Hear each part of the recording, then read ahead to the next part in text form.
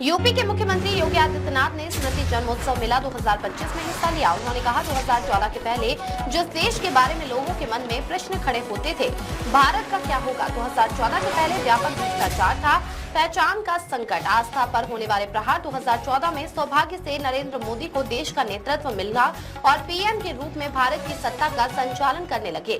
देखते ही देखते भारत की तकदीर और तस्वीर बदल गई। आज आप देखते होंगे भारत के बारे में अब कोई प्रश्न खड़ा नहीं करता। भारत आज दुनिया की चौथी अर्थव्यवस्था बन गया है और अगले कुछ महीनों के अंदर भारत दुनिया की तीसरी बड़ी अर्थव्यवस्था बनने जा रहा है।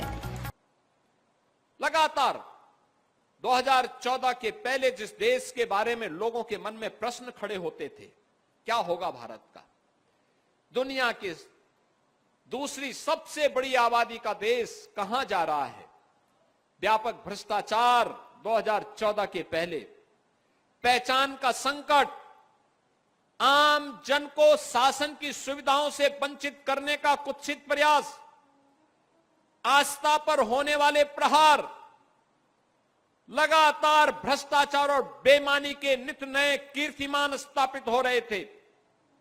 2014 में सौभाग्य से भारत माता के एक सपूत को देश का नेतृत्व मिला और नरेंद्र मोदी जी के नाम पर जब वह भारत माता का सपूत भारत के प्रधानमंत्री के रूप में भारत की सत्ता का संचालन करने लग गया, देखते ही देखते भारत की तकदीर भी और भारत की तस्वीर भी बदलती हुई नजर आई है। आज आप देखते होंगे भारत के बारे में अब कोई प्रश्न खड़ा नहीं करता है। भारत के सामने पहचान का संकट नहीं है। भारत आज दुनिया की चौथी बड़ी अर्थव्यवस्था बन गया है और अगले कुछ महीनों के अंदर भारत दुनिया की तीसरी बड़ी अर्थव्यवस्था बनने जा रहा है। यानी भारत से बड़ा इसके बाद केवल दो देश रहेंगे अर्थव्यवस्था में, एक अमेरिका, दूसरा चीन।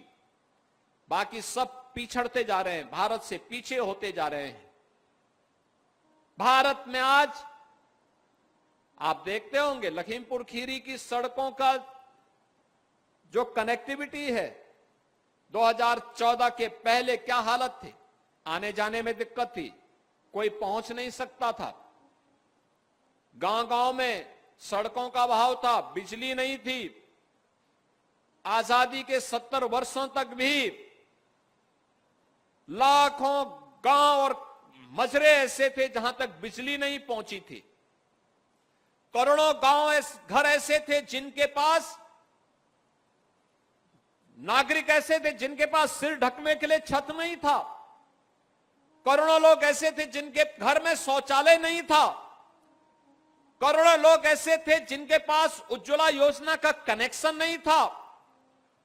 करोड़ों लोग ऐसे थे जिनको आजादी के 70 वर्ष होने के बाद भी 2 समय भोजन नहीं मिल पाता था।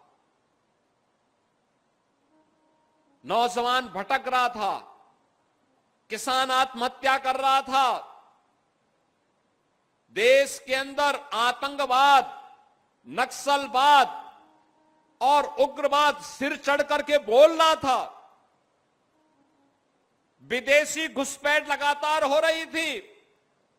भारत की सीमाओं पे भारत के दुश्मन लगातार भारत को चुनौती देते थे।